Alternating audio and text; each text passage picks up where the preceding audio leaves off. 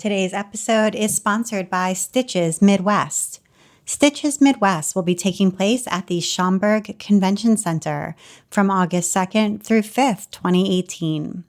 Get ready for this crafting expo. Sewing, quilting, knitting, crochet, and more, all under one roof. This show is for multi-crafters, those not defined by one craft or even by one medium. With stimulating classes and shopping for all, knitters, crocheters, weavers, and sewers, quilters, and others interested in all things yarn and fabric. You can learn more at stitches.events/Midwest. Thank you so much, Stitches Midwest. And now, here's the show.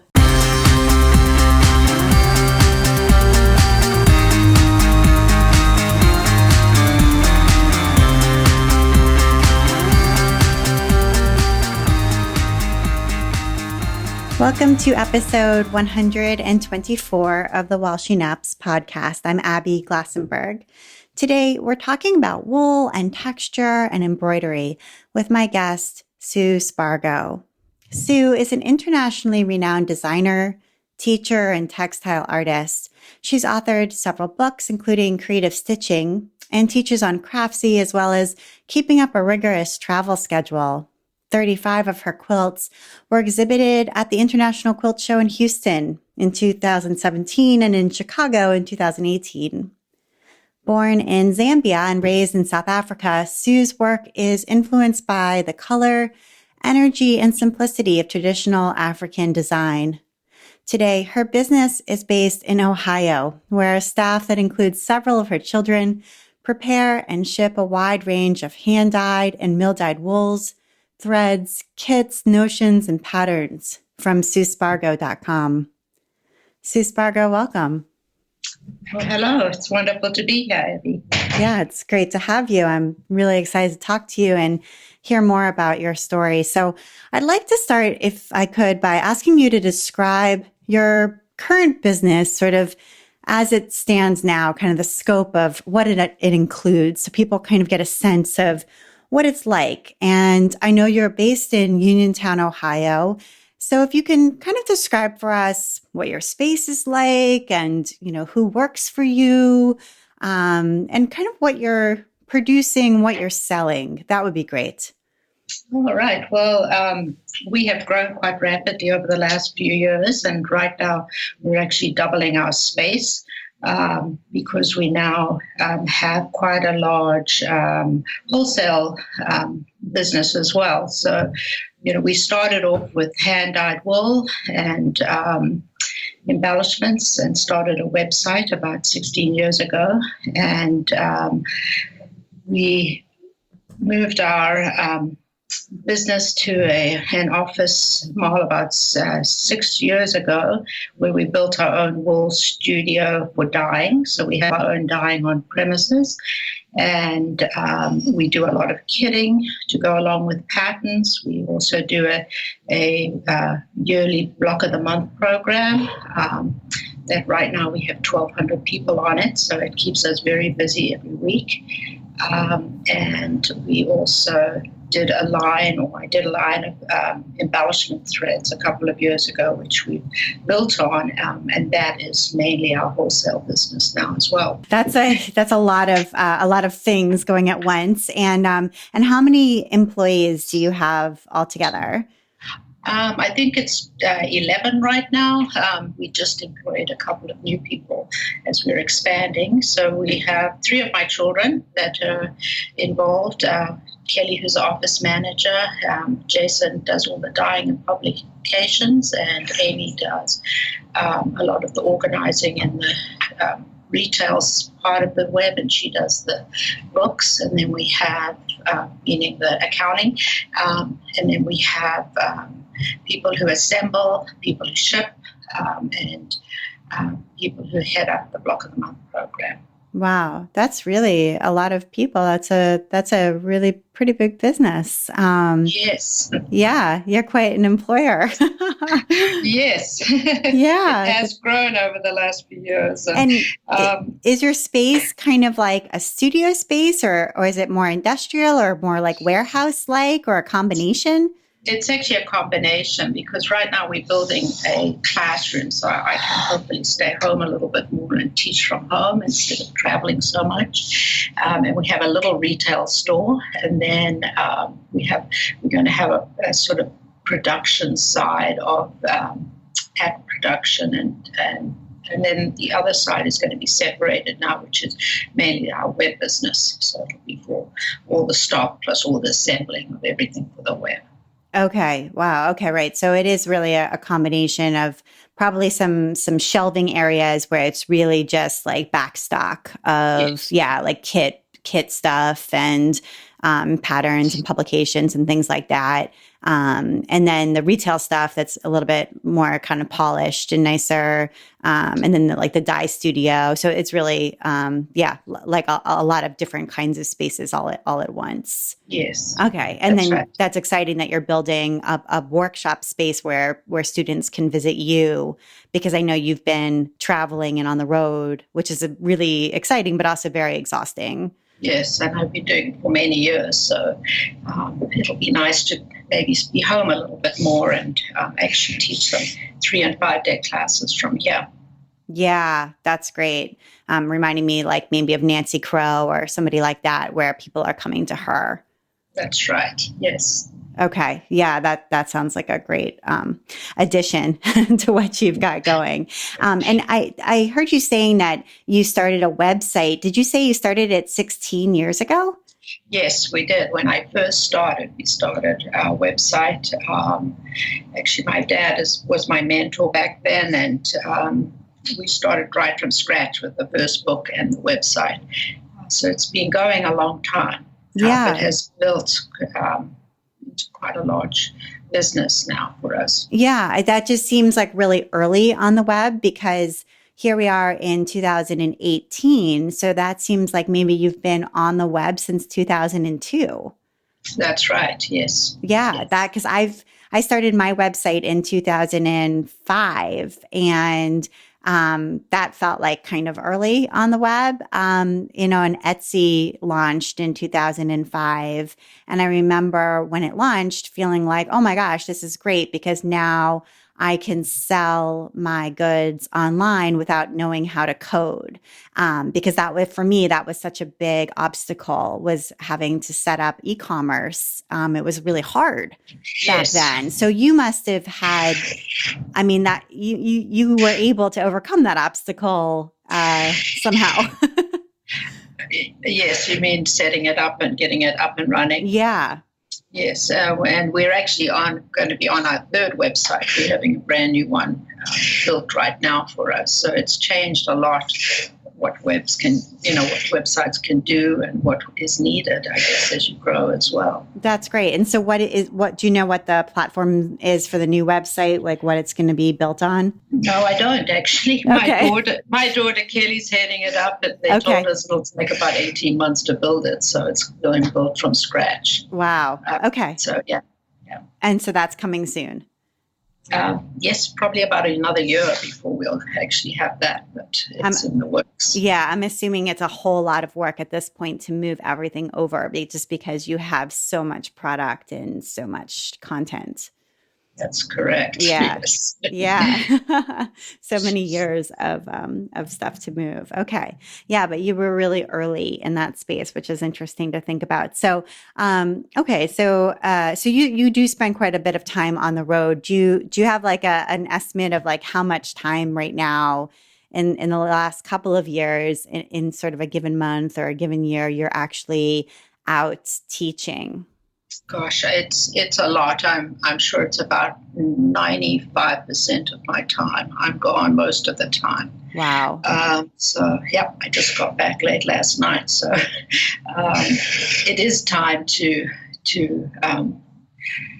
spend a bit more time at home. So Yeah. I love it, but it's travel has changed. It's quite exhausting. So it will be nice. Yeah. And you go all over. It's not just, you go all over the United States, but do you also go all over the world? Yes, yeah, I do travel abroad. Um, Actually, normally quite a few times a year. So this year I'm going to Festival of Quartz in Birmingham, into Barcelona in a couple of weeks. And I do a couple of cruises, and I teach in Italy every couple of years. So those are nice places to visit, especially if I haven't been before, because I do enjoy that part of seeing and being inspired by new locations. Right. Okay. So yeah, but it is definitely a lot. And you're now in your late 50s, is that right? That's correct. Okay. Yes. All right. So I want to go back now and trace how you got to this point, because I think any listener can hear that you've got like a really impressive business and a really impressive career. It incorporates your family and your art, and you're your own boss. You know, you've built an incredible thing going here. So, so as we mentioned in the introduction, you were born in Zambia, but your parents were originally from England, and I'm wondering why they decided to move to Africa before you were born. Well, it was my dad. I think he was a bit disgruntled with the English economy and what was going on, I think, back in the early 50s. And so he always tells me that he opened the newspaper, looked what jobs were available, saw this job in Africa, went for an interview, and 20 minutes later he had it. So my mom and him packed up and went to the bush in Zambia. Very different environment, but they loved it. And then before Zambia got independence, they moved to South Africa. So that's really where I grew up until my early 30s when I left South Africa. Okay. And I know he was really artistic. What kind of work was it that he was brought to Zambia and then to South Africa? What kind of work was he doing? He actually was a labor officer who worked between the laborers in the bush and the government. But when he moved to South Africa, he got into business management. So he eventually had his own company doing management training for big organizations. Okay. So I'm guessing that his artistic work was done on the side then. Yes. He always loved to draw and paint, and he always made sure that my sister and I did a fair amount of that as we grew up as well. Okay. And this is your sister who later did some work with you in your business too. Yes, she's actually started off the dyeing of the wool and did it for many years, and she retired about 5 years ago. Okay. All right. So you just have that one sibling. That's right. Yeah. Okay, great. And so you did sew and knit from the time that you were young, making Barbie clothes, which so many of us did. I feel like Barbie is like the muse of so much sewing. I actually wrote an article for Sew News magazine about how Barbie is like the muse for sewing for so many children. But and also, you made a quilt in high school, so you were doing handicrafts, as a young person, and took some art classes. But am I right to say that your training really was to become a nurse? Yes, that's right. That's what I did for many years, until we actually moved to the United States. And I had been out of it for quite some time, so I didn't go back into it. Okay, so did you meet your husband when you were in South Africa, or? Yes, that's correct. Yeah. Okay, and then you moved to the United States, maybe for some more stability, lifestyle stability. That's right. Okay, and then when you got here, didn't get like your nurse. I'm assuming probably once you got here, you would have to get certification for nursing here. That's right. Mm-hmm. Which would have been quite a process. And so you didn't do that. And you have 4 children, so yes. That's a whole job in and of itself. I have 3 children, so I can relate. And so was that sort of the opening then to pursue art? Yes. I've lived in 4 different states, but when I was in the third state, I actually started to do a little bit of designing. I'd worked at a quilt store there, and I took a class from Jan Paddock, who's I'm not sure if you're familiar with her, but she does a lot. She's a primitive artist, and after that, she asked me to do a quilt for one of her books, and so I did work with her for about 3 years before I started my own business. So I always felt like she was a good mentor. I got to understand the quilt business and what was out there at the time before I actually went out on my own. Okay, so you kind of got a little bit of maybe mentorship or That's right. like an introduction to what was maybe possible in the industry or something like that from. Yes, that's right. And I was writing some of the books, so I had a little bit of that experience as well. Okay, and you met her just by teaching, not by teaching, but by taking one of her classes. That's right. Yep. Okay. All right. And she saw in you some talent and possibility. I guess, yeah. She must have. Okay. And then you started to do your own. So what was your first sort of foray into doing something independent from her? Well, I'd always loved texture. So I started with, I think it was 8 just individual patterns, which were mainly like totes or purses and needle cases. And I used a combination of fabrics like cottons and upholstery fabric and a little bit of wool.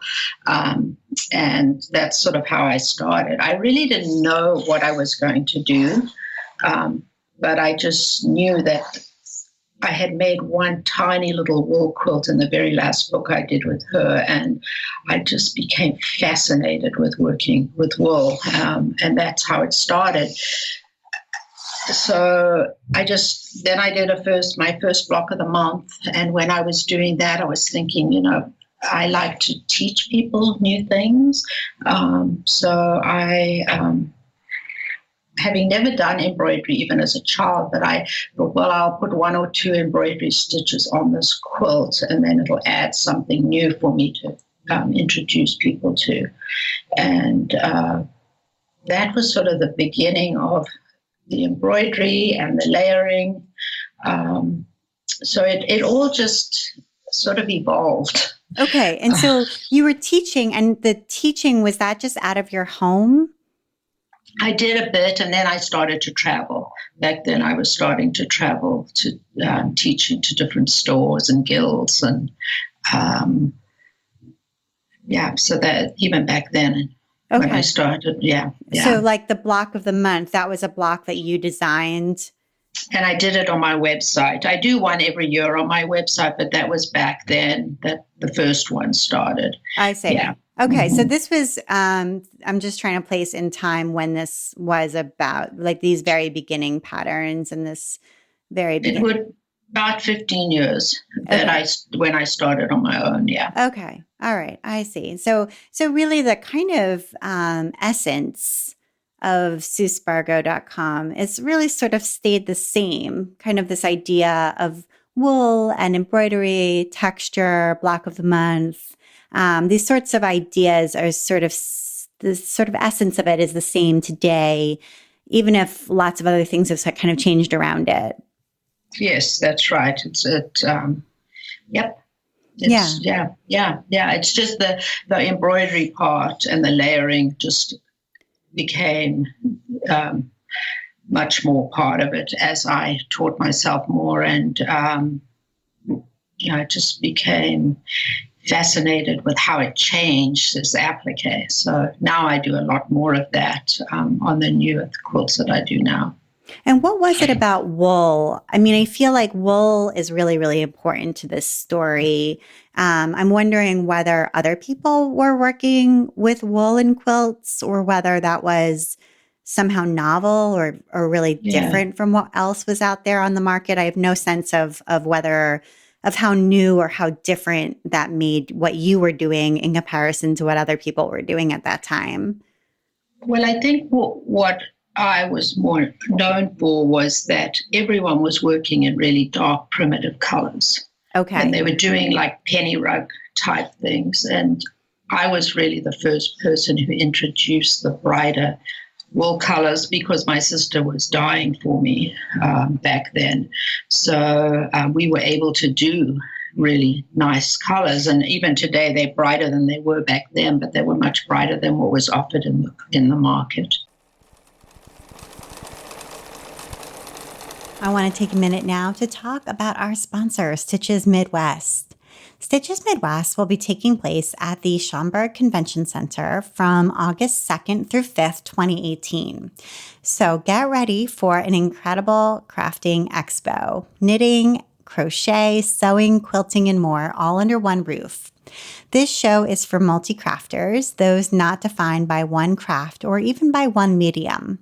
There are stimulating classes, events, and shopping for all: knitters, crocheters, weavers, and sewers, quilters, and others interested in all things yarn and fabric. Stitches Expos are considered the place to be by all in-the-know knitters and crocheters, and now they're inviting everyone who loves to quilt, sew, embroider, or embellish. This exciting 4-day event includes Stitches Market with a wide variety of vendors offering the latest yarn, fabric, crafting supplies, book signings, and new Crafters Playground with free demonstrations and opportunities to try equipment and learn new techniques. More than 130 different intensive classes and over 20 market sessions for multi-crafters of all levels, covering a variety of related topics and taught by expert designers and industry stars. Classes range in duration from 90 minutes to 6 hours. The expert instructors include Stephen B., Franklin Habit, Laura Bryant, Michelle Hunter, Ebony Love, Patty Lyons, Zandy Peters, Catherine Redford, Natalie Redding, Jennifer Stern-Heisman, Marley Bird, Katrina Walker, and Anna Zilberg, just to name a few. Other special events include professional fabric shows, banquets, a pajama party, giveaways, and more. Fiber artists of all ages experience sensory overload in the Stitches Market. Mountains of beautiful yarn, fabrics, books, patterns, buttons, supplies, and gadgets of all kinds give eager shoppers exactly what they're searching for. Colors and textures to suit every style are found on the market floor. Exhibitors travel from all corners of the nation to introduce their products to the frenzy of crafters. And exclusively for While She Naps listeners, you can get 20% off Stitches Midwest 2018 classes and events by visiting stitches.events/Midwest and entering the coupon code Midwest18 WSN. That's Midwest 18 WSN at checkout. So make sure you go and enter that coupon code for 20% off on classes and events, and you'll get access to stimulating classes and shopping for everyone: knitters, crocheters, weavers, and sewers and quilters, and everyone interested in all things yarn and fabric. So you are not going to want to miss this amazing show. Learn more at stitches.events/Midwest, and we hope to see you at Stitches Midwest 2018. Thank you so much, Stitches Midwest.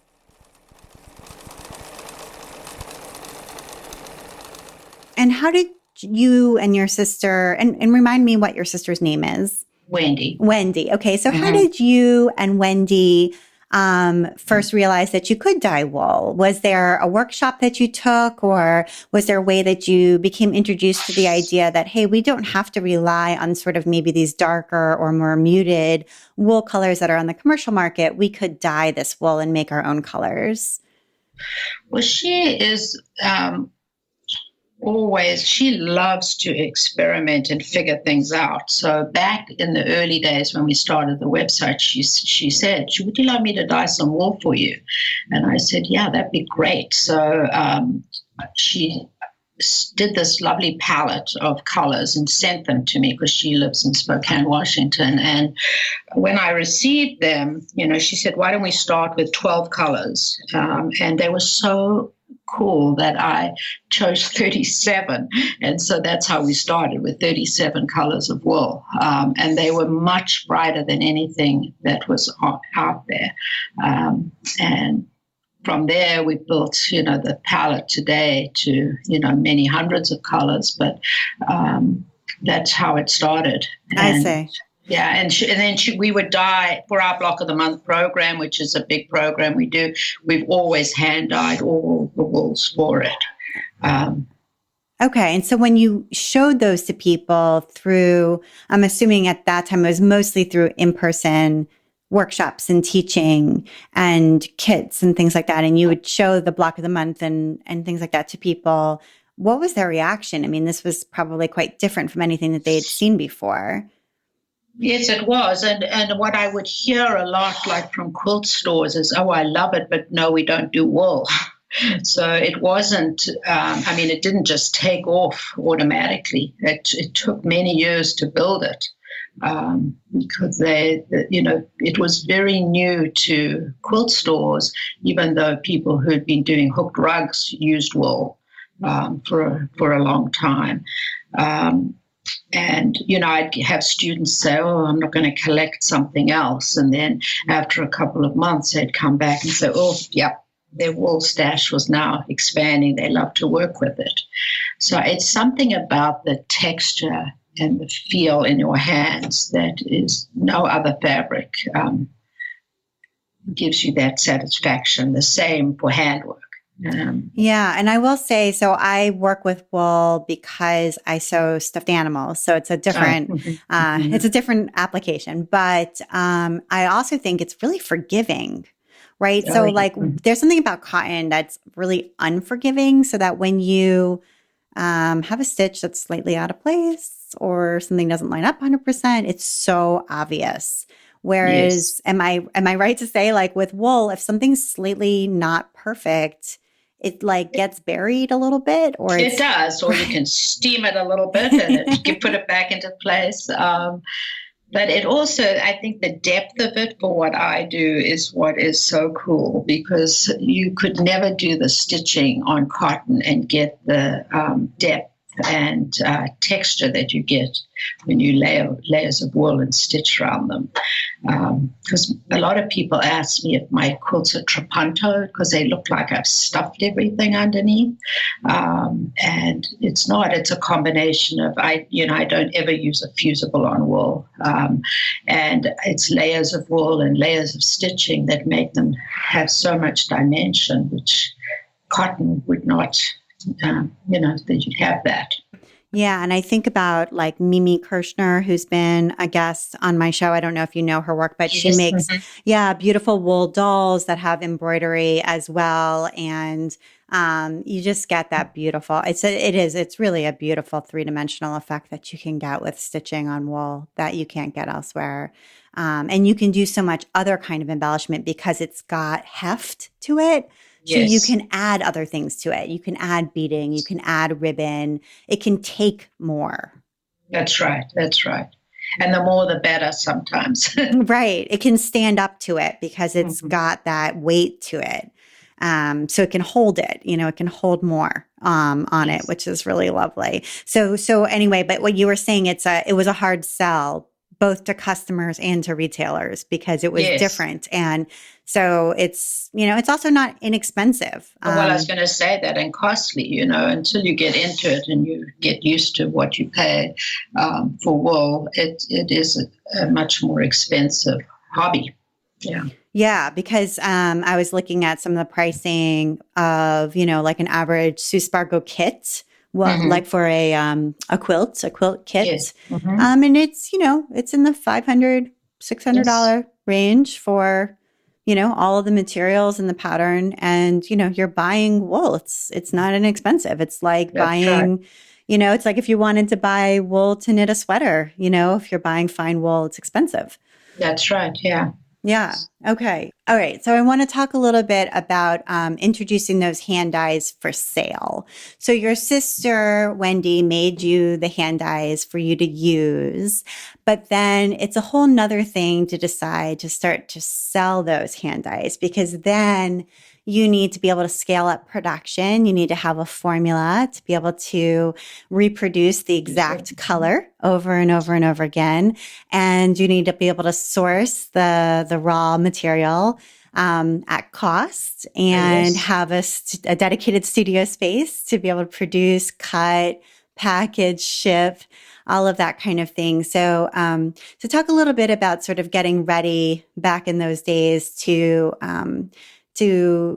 create that as a product. I'm assuming that the hand dyes were sort of the first physical product, maybe, or maybe patterns was the first one, and then the hand dyes. Yeah, well, it was in the early days, but the demand was much less than it is today as well. But you're right, we had to have formulas that were consistent because when you're producing a product that you want to reproduce, you have to be very accurate. We had to, I mean, at that time, she built a dye studio at her place in Spokane, and since then we've now built a dye studio here in Ohio. But you have to have, easily accessible burners that you can do large quantities on, or fairly large quantities. We actually started with 3-yard cuts, or that we did. Now we're up to pots that will do 6 yards at a time. So it's a lot of production to do large amounts of wool. And then we wanted a consistent source for wool. And in the early days, we tried many, and there was not that much available. And there still isn't today many people that you can get a consistent source from. And we eventually, after trying multiple ones, we found a mill here in the United States, and they've always milled our wool for us. So it is a local wool that we use, and very, very high quality. So that's what we love about it. Okay, great. And so you were able to find that wool after lots of sourcing and Mm-hmm. build the studio, and then move the studio to where you are locally, Yes. and be able to produce that consistently. And that was, those hand dyed wools were your first sort of wool product, but now you also have mill dyed wools, in Yes. addition to the hand dyed wools. And I wondered if you could tell us what the difference is between those and why you expanded to including both types. Okay, well, I collaborate with Andrew from Wonderful, who's, we do my threads with him. Um, Wonderful. And Wonderful is a company that creates uh, threads, right? yes, and it was mainly machine threads until I joined up with him, and now we have hand threads, and then the mill dyed wool. And what we found, and especially Andrew found that in Europe, particularly, there was no consistent source for wool. And also in the United States, there are people hand dyeing, but I would always hear from stores that there was no consistent, easily, readily available wool. It was always on back order and they could never get it, or they'd order something and it wasn't the right color. So we saw an opening for a consistent palette of colors. And we also, because I applicate with wool thread, we decided to do, which I'm sort of saying is 60 colors to dye for. We would do the 60 colors of mill dyed wool and the 60 colors of cotton and the wool thread to match. So there is no other product on the market where the wool and the applique thread matches, except for our mill dyed and nylon. And there are also our hand dyed colors. So some people like hand dyed, some mill dyed. But I think the beauty of the mill dyed is that we have it in a quantity that stores can kit readily with it. They can have it to match the wool threads, which is a big plus. It's also a larger cut than a hand-dyed piece of wool because of it comes on a, with hand dyes, you cut your yard, you dye it, and then you cut it up. And so it shrinks in the dye process, whereas the mill dyed is a proper 36-inch piece. And it's a really, really beautiful soft merino wool. So it's, I think there's other products on the market that are mill dyed, but I have not found a wool that is as soft and as nice to work with as others that are on the bolt.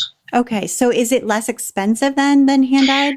It's a little, yes, it is a little bit less expensive, but it also, like I said, the cut is larger. So a quarter yard is quite a bit bigger than a fat quarter of hand-dyed wool. Okay. So there's two advantages. It's a little less, but it's larger too. Right, because it doesn't shrink and in the dyeing process, right? Mm-hmm. And were you at all concerned about it kind of cutting into your hand-dyed wool market? In other words, I think there would be some people who would say, well, I hand dye and that's what I do. And I don't want to work with a larger company to make this more commercialized product because it's going to cut into my customer base for my hand dyes. Not really, because I think people who love hand dyes will always use hand dyes. But what this product also opened up was it's sort of a modern looking wool because they're vibrant. Some people don't like mottled wool, and I'm actually not a lover of mottled wool myself. I've always used more of a solid dye color anyway, but I think the stores have liked it because it has more of a contemporary look to it than other wools that are out there. I like that idea that it's really good for modern quilters or people who want a more modern design Yes. because it's so solid. Okay. So that's really cool. And I think I heard a story that so your collaboration with Wonderful happened at Quilt Market. You were there and you were approached. Is it Andrew, the person? Andrew. Okay, that you know at Wonderful or that first made the connection. And at first, you weren't so hot on working with them. Am I right? It wasn't really working with him, other than I was sort of quite happy just doing my own thing with other people's threads. But it was an interesting thing because for about 2 or 3 years, he would approach me at market and say, I really want to do this. And I said, no, I'm quite happy with what I'm using. And then when I eventually said, all right, I'll talk to you about this, the very first thing I said to him was, and the other thing is, because I'm self-taught, I was teaching myself to stitch, teaching myself about thread. So it was a long process to actually understand what was out there and what the different types of threads or different ways threads were dyed, how they're stitched up. The one thing I had discovered after stitching for quite a while is that all the threads I was working with in the market had very long variegations. And so I didn't really like what was happening once I understood that. I just want to clarify for people who don't understand what we're talking about when it comes to variegation. So a variegated thread is a thread that changes color over the course of maybe half a yard or something like that. Yes, and that's right. Most of them are 18 inches. So I would stitch around a leaf and it would all be one color and maybe the last bullion knot was another color. And I just thought, oh, well, this is how it worked. So it didn't really worry me. But until I started to understand that, and the first thing I said to him was, well, can you do a short variegated thread? And he said, of course, 2 to 3 inches. And that was like, wow, okay. Right. And the positive thing about having a short variegation is that when you are doing something like embroidery, you're going to get that change in color really quick. So you're going to get a lot of more vibrancy or activity in the stitching because you're going to go from light green to dark green to light green to dark green real quick. That's right. And some stitches you can actually plan. If I do so many cast-ons in this stitch or so many, you can have the tops of them one color and the bottoms the other color. So it was very exciting. And the other thing I love about his production of threads is that he starts his thread from scratch. So he actually makes the threads. Not all companies do that. They just dye ready-made thread. So I was able to get exactly the types of threads that I wanted with exactly the right feel and twist that I wanted because he made the threads. And my daughter Kelly and I actually colored the whole line. So there was just no question about everything was what we had given him.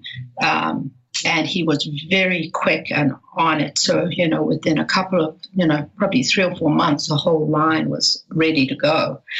So he was amazing to work with from that point of view. And we've just expanded the thread line since then because it's been so well received in the market.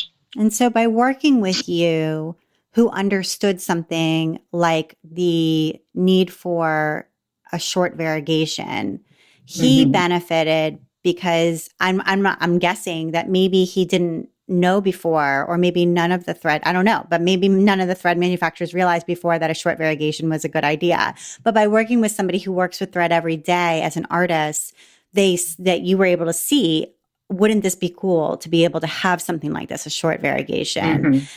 So like the benefit of somebody who works with the material every day is that you better understand how it's actually used in a day-to-day application. Yes, you're right. And the fact that he was open to trying exactly what I wanted, which was really wonderful because he didn't really have any threads in the hand stitching market. He's very well known for his machine threads, but he saw this opening and he said he didn't want anyone but me to do the line. So that's why he was sort of persistent until I said, all right, I'll talk to you. And did he just discover you when he said he only wanted you to do it? Is it just that he saw you at Quilt Market? I mean, do you know how he found you? I would imagine it was through Quilt Market. I'm not 100% sure, actually, now you ask. But I think also he had seen my work because he travels all around the world with his threads, and he had seen my work in other countries, like especially Australia. So that could have also been where he was introduced to my work. Okay. And can you talk a little bit about why you wanted wool thread for wool fabric? Oh, Abby, I've always used wool thread from day one, but I used other people's wool thread. But what we were doing at that point is we were dyeing our wool to match the thread, and so that is a little bit more difficult than having the thread dyed for us once we've got our wool dyed. So I've always used a wool thread, and the reason I use it is that, and it's actually a wool acrylic blend, so it's not 100% wool because that's not strong enough to hand stitch with, but with the acrylic in it gives it the strength.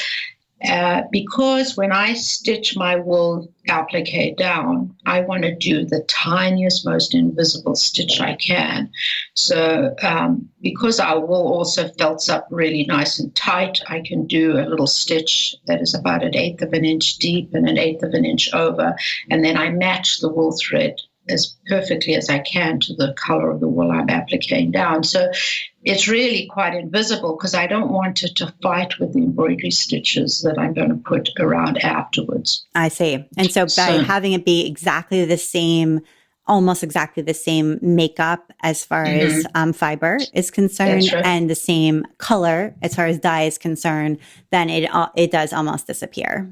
That's right. And that's what my goal is, because I want the embroidery stitches to be what shows around the edge. Got it. Okay. I think that's helpful for people to understand. And the same thing with the cotton threads. Because I do use a lot of cotton as layering on my pieces, or velvets, different textures like that. So that's what I use my cotton threads for. Okay. All right, great. So I think that, the collaboration, I think, is really important, and has, I think, become a really important part of your business, and I'm imagining is a really important part of Wonderful's business as well. Yes. Yeah. So it's neat to think about ways to collaborate together with other businesses where both of you grow and both of you bring something that the other couldn't come to on their own. That's exactly right. So it's been a great collaboration for me, and for him as well, I think. Yeah. Absolutely. Okay. So I know, we talked earlier about Kelly being the office manager, your daughter, and Jason, who's taken over dyeing from Wendy and doing the graphics and things, and Amy, your daughter, doing the accounting for the business. And I'm wondering if you have some thoughts about how to run a business with family, because I know, it can go bad. There are plenty of stories of people who bring family members into a business and it ruins things. Either it ruins things for the business or it ruins things for the relationship with their family, or both. I mean, it can be very hard. And it sounds to me like you've really made it work. In a way that's been positive. So I'm guessing you've got some tips or some lessons learned over the years that maybe you could share about having a successful family business. Yes, and not every day, or even in the early days, was it smooth sailing. It, as you say, it is hard to have family. But I think some of the important things for me was that not one of my children ever has felt that they could not get out of the business if they wanted to get out of it. They all came in different ways, but they're not stuck here. So I think that's a good thing to know. So they want to be here. They want to do a good job. They respect what I've done and built. And so they are 110% in the business. The other thing is that we really try to communicate and leave doors open so that we can work things out that, we may have different views about. They also, all three of them are in totally different departments, which I think has helped my children so that they're overseeing a different department. And they are accountable for that part of their involvement. And I guess we the other thing is that we choose our battles, because two of them are quite headstrong, and so sometimes it's they'll want to win on certain things, and sometimes they're just not even worth fighting about. So you learn which are the things that are important to, I guess, push your point on. And the other thing I was going to say is that I really trust them, and I think that is very important because I'm on the road so much. They really run the web business. I have my little bit of input when I come back and forth, but they really do run it, so they're accountable for the end results of it. Mm-hmm. Right. And do they do any, you're doing the designing though, right? Like am I correct in saying like Yes. You're sort of the creative, I don't know, you're doing like the creative, you're the creative mind. I am. And, that has always been a concern for me because, when I decide not to do it anymore or can't do it anymore, then what happens? So my girls do a little bit of stitching, but they're so involved in what they do here right now, it hasn't really opened an avenue for them to get very involved with that. So I'm hoping with more staff, we may open that a little bit. But that is one of the reasons that I decided to collaborate with Andrew, was that I would never have done this whole wholesale business if it was just me. But because I knew that the three of them were committed to the business, I took on this wholesale business to build them a base for maybe one day when I'm not designing, and if the designing part of it is not as prevalent in the business. Right. Okay. And so the wholesale business, the wholesale piece of it being the threads, is that Yes. in the mill dyed wools? That's the Yeah. wholesale piece of it. And we do wholesale even hand dyes and hand dyed velvet, kits, different things like that as well. So Okay. there is a section of that we wholesale. Okay. Right. I see what you're saying. And you never know down the road. You may end up meeting somebody or connecting with somebody whose creative output just seems to complement yours. Yes. And as time goes by, becomes a creative partner, and is able to sort of help to supplement or even later on, sort of much later on, become the successor of the creative mind part of it, That's right. you just That's don't right. know, No, life goes in different directions. And if you're open to that idea, sometimes that openness leads to the right person. that's So right. it could Yeah. happen. No, you're right. Well, one of my daughters really decides that they really would like to continue. So Yeah. let's see. Yeah, right. Exactly. It could happen. So I want to talk a little bit about your book, Creative Stitching. So this came out in 2012. So you'd already had this business for quite some time before writing a book. Sometimes people write a book really early on, and that's the sort of the launching point. Mm-hmm. But you had already been doing this for quite a while before writing a book, which is interesting. And I wondered sort of what you felt like was important about that book for you. Okay, so as I taught myself embroidery, it was a very gradual thing over many, many years before I actually even felt confident or I had a following that were doing it. And I had never intended to write an embroidery book because I was using lots of other people's embroidery books. But what I started to hear from my students was, oh gosh, a lot of these embroidery books have so many stitches, I don't know where to start. None of the embroidery books either were related to doing embroidery on applique, and they were not really talking about the types of threads I was using. Or even the needles. Very few embroidery books actually have a good section on what needles to use. So I did a quilt called Imperial Blooms. That was probably a year or two before Creative Stitching.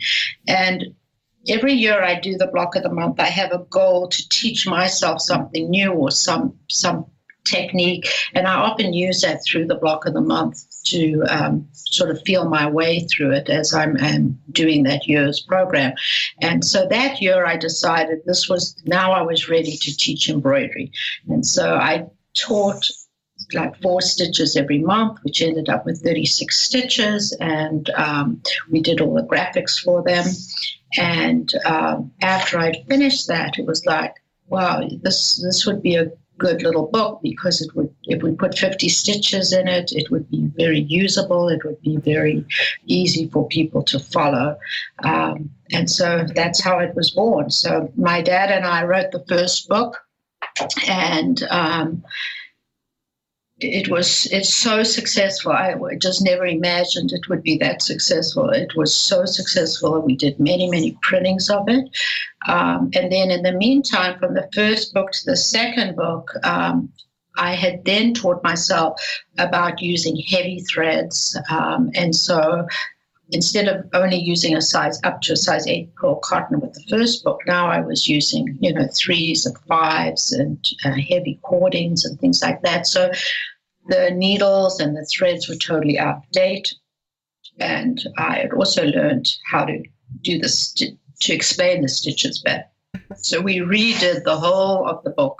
I think it was last year, from beginning to end, all the diagrams, all the photography, and then I added 20 new stitches to the second edition. Wow. So and the book is self-published.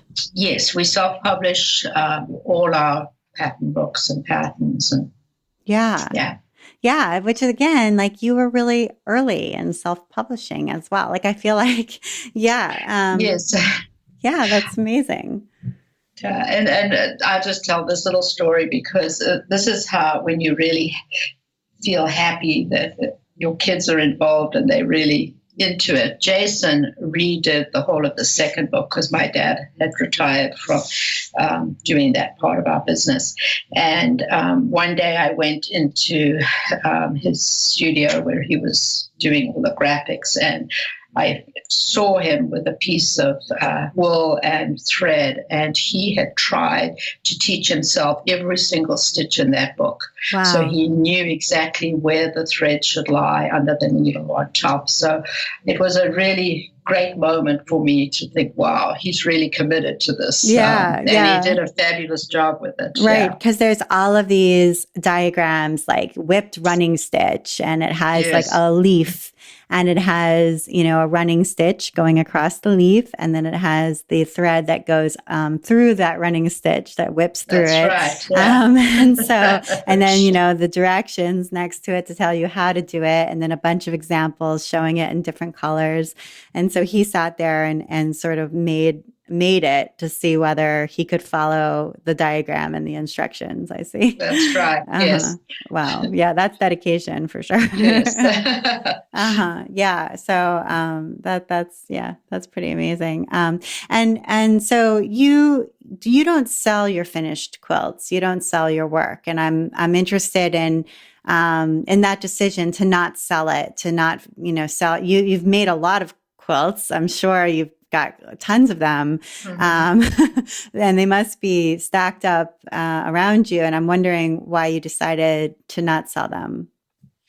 Well, I think, first of all, when I started, I was doing patterns and books for the samples, with the sample that I'd done. So it was always nice to have the sample for teaching and for trunk shows and things like that. And then, as the quilts got more and more involved, because, the early quilts had no stitching, now they're covered in stitching. The process for me to make one is, some of them take me a year or more to do. And I think they just become so much part of you. They're all really little story quilts of my life. So I make quilts because I love the process and I love the creativity. I don't generally make something either because I feel like there's nothing in the market like it. I just do what comes from my heart. And so I'm very sort of attached to them, and I feel like they're there for my children one day. Mm-hmm. So I don't have the urge to make them to sell. It's more about what I put into them, and they remind me of certain times of my life, and so I never went that route of selling quilts. And in fact, they had never really been displayed until they were displayed in Houston as a grouping either. They just here for teaching and sharing. And what was that like to have them displayed then for the first time? I mean, it must have been really different than to have them all together in Houston in one place if they really haven't been displayed like that before. Oh, I was really honored when they came to me to ask me if I would submit them to be displayed. And it was really nice to see them all together because, they definitely have evolved. A lot of people say to me, don't you want to go back and redo that one and put more stitches on? And it's like, no, you can see the evolution of how you as a creator or as an artist, how your work changes, and what I was doing at certain times of my life. So it was really nice to be able to share them. Yeah, and I think maybe at that moment, feeling like it was a good decision to not part with them, Yes. And also the feeling that you have been able to make a living and support your family and have a fulfilling career. I'm imagining, both in a personal way and also financially fulfilling career in the quilting industry, in the textile industry, as an artist. doing this work, but without having to sell them. In other words, you didn't have to sell the originals, but you were still Yes. able to sell your work in another way. Yes, that's right. And then be able to share what I had learned, especially with my students. And I know it's brought a lot of joy to a lot of them. And I've built wonderful relationships. Students have taken classes with me, some of them for 10 years, and it's been so amazing to see their own work evolve through teaching them to be creative and to take chances. So it's been a wonderful experience for me. And I wondered if you could talk just a little bit. I know a lot of listeners, they really want to become teachers who are sought after. That's a goal a lot of people have, not just to teach locally at a guild, at their, local guild or their local shop, but to expand that into teaching regionally, and even into teaching, nationally or internationally, and becoming a teacher who's sought after. And you've managed to do that. And I wondered what you felt like sort of the secret sauce is. Like, what did you feel like was the ticket to becoming somebody who had something that you were able to offer, that was sought after in that way? Well, I think just as an artist, it's actually, I think, hard to find a niche that hasn't been explored. But I always say, if you have, even to my students, if you think of something or have an opening to try something, don't ever hesitate not to. You need to push yourself to move forward and try different things, because you never know by trying, or maybe lots of different techniques or something, where something might just spark an interest that you feel like this could be it, that you could explore it. I also, as a teacher, have always shared my knowledge. I mean, I don't feel like I own that I have to keep things, from my students. So I've always been very open to share whatever I have worked with and techniques I've tried. But I also have pushed them to be creative. I always say that, this is my quilt. You can take my idea, and I'm happy, for them to explore their own ideas in the same sort of ideas. So it's pushed them to be creative. And many of my students will say, I never knew that I could do this, or I could make decisions, or I could. So I think it's always just moving out of your comfort zone, and then being prepared to share your knowledge. And students will come back for more then if they don't feel threatened in a class as well. Yeah, and I think it can sometimes feel hard if you have developed something that's a real signature technique in your own work, to let that go and give it to students, because that's the thing you're known for in your own work. And I know that I've spoken with teachers in the past who said, well, I don't share that. I don't ever teach that technique because that one's mine. And it's an interesting decision to make, to say, well, I don't teach that technique, even though that's the one technique you're known for. That's right. That's right. But you've made the decision to share it all, and then empower students to sort of develop their own signature technique as well. So to me, that seems like the right decision, but obviously each person is empowered to make their own. But that's right. Yeah. That's right. Mm-hmm. But also, I think as a designer and a teacher, you always have to be on to the next thing. You can't just sit back and say, well, this is it. This is what I teach, because everyone's watching, and soon that technique or whatever you're doing, spreads, and everyone does it. So I think that's been the key for me, as I just keep evolving. every time I teach the same students, I always have new things to share with them. So, Yeah, it sounds like your block of the month has been a really good challenge tool for yourself, where you say to yourself, well, each time I do one of these, I'm going to challenge myself to learn something new along the way. So I love that idea, that it's not just like I'm going to do this and be kind of bored with it, but it's like I'm going to use this as an opportunity to learn embroidery. I'm going to use this as an opportunity to teach myself something new. That keeps you excited about it too. that's right. Oh, yes. And that definitely, it keeps you moving forward and really, like I always say, 110% in the project, because I'm so passionate about it at the time that I'm doing it. Mm-hmm. Yeah, I like that idea. All right, I want to make sure we get to your recommendations, and you have a couple of good ones. First, you were, I found it interesting that you like to knit. And I always think it's interesting when people have built a career around doing something that they love to do. A lot of times in their spare time, they do something different. So you bought a book called Japanese Stitches Unraveled by Wendy Bernard, and it's like a textural, still with texture, but it's a knitting book. Uh-huh.